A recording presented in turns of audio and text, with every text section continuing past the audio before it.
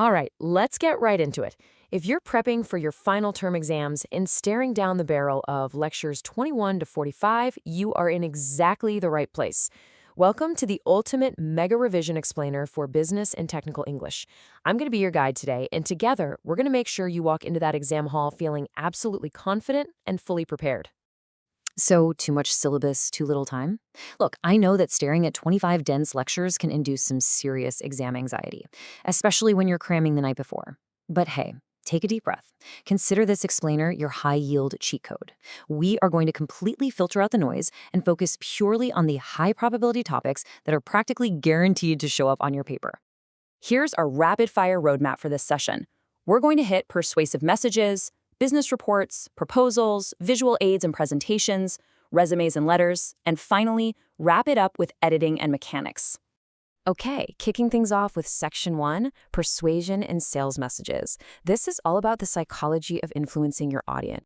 Now, listen up, because here is a massive exam tip. You absolutely need to know the ADI-ADA plan. That's A-I-D-A. It's a 4-phase persuasive strategy that examiners absolutely love to test. It stands for attention, interest, desire, and action. Think of it like a really clever shopkeeper in a bustling local bazaar, right? First, they grab your attention with this flashy display. Then they build your interest by showing off the quality of the item. Next, they create desire by explaining how perfectly it fits your exact needs. And finally, they push for the action, the actual sale. When you're writing a persuasive business message, you've got to follow this exact same 4-step path. Right. Let's move on to Section 2, Mastering Business Reports. Pay very close attention here, because this is historically the most heavily tested area of the entire syllabus. You have to know the clear-cut distinction between informational and analytical reports.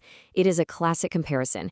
Informational reports, they just present raw facts without any analysis or recommendations. They literally just tell you what happened, and that's it. But analytical reports, they dig deeper. They analyze that information, draw specific conclusions, and actually make strong recommendations. So here's your crucial takeaway. If a report is designed to solve a problem, it is always an analytical report. Memorize that distinction.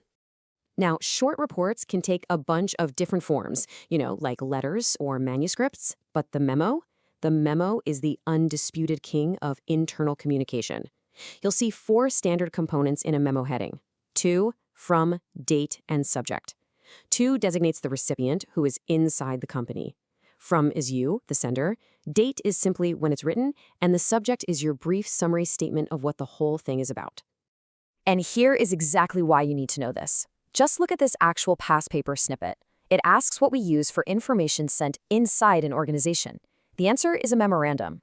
Remember this golden rule, guys. The phrase inside an organization always equals memo. Lock that into your memory right now.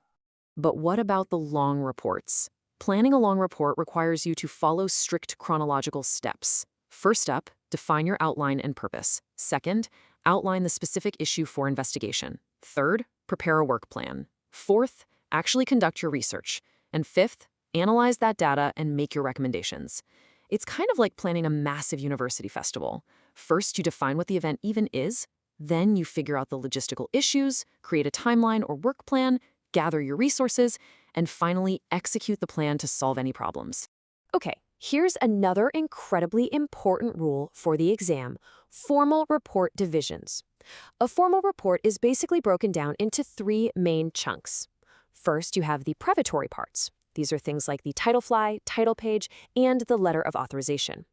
Next is the body of the report, which contains your introduction, the main text, and the terminal section. And finally, these supplementary parts, holding your appendix, bibliography, and index. The absolute key takeaway here: the word prefatory literally means introductory, so naturally, those parts always come before the main body. Let's do a quick reality check with another past paper MCQ to see how they test this. The question asks, a letter of authorization is included in which part of a report? And the correct answer? The prefatory parts.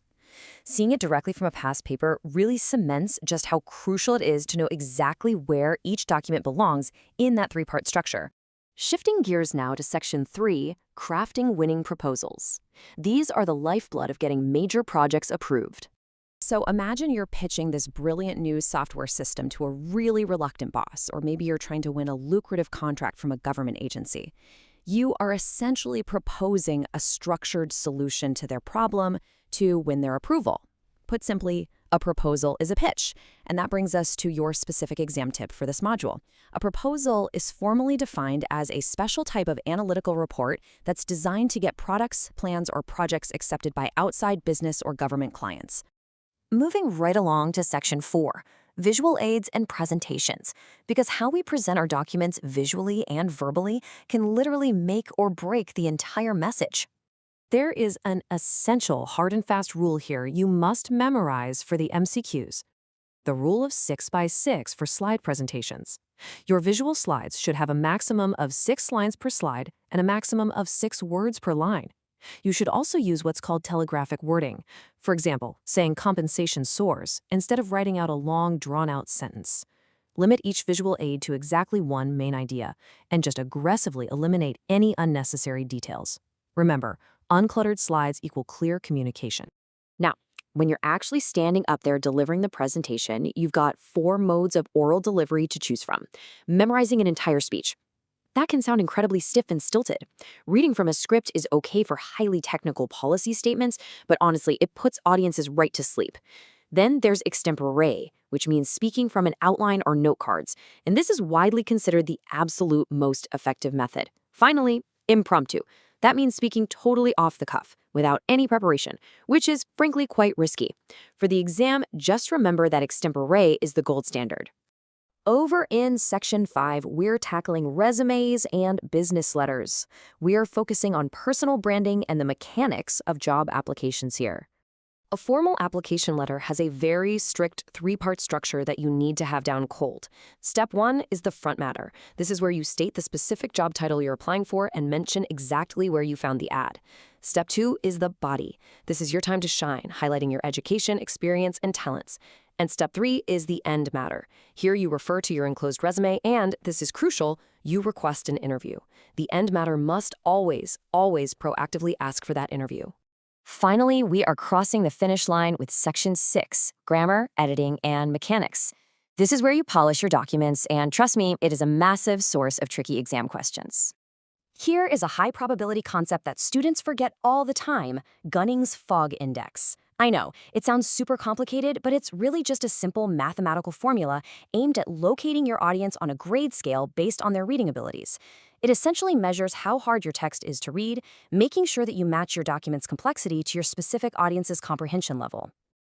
Next up, you have to make sure you can distinguish between these 2 types of accuracy. Stylistic accuracy is all about the careful use of language, sentence structure, and word choice to express meaning. Basically, it's about having good grammar and a smooth flow. Technical accuracy, on the other hand, is your conceptual mastery of the subject and its vocabulary. It's about getting the actual facts, the data, and the science correct. Examiners absolutely love to test if you know the difference between the 2. To see exactly how this is tested, take a look at this past paper question. It asks, which of the following mechanics are used to shorten phrases in order to save space or to avoid awkward repetition? And the answer is acronyms. This perfectly highlights why we even use mechanics like abbreviations and acronyms in the first place.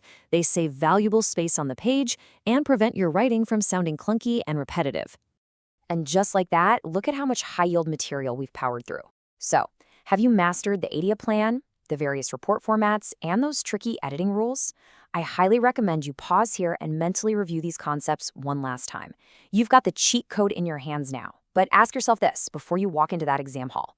Are you just memorizing facts, or are you actually ready to communicate like a future business leader? Conquer your final term with confidence, guys, and keep learning.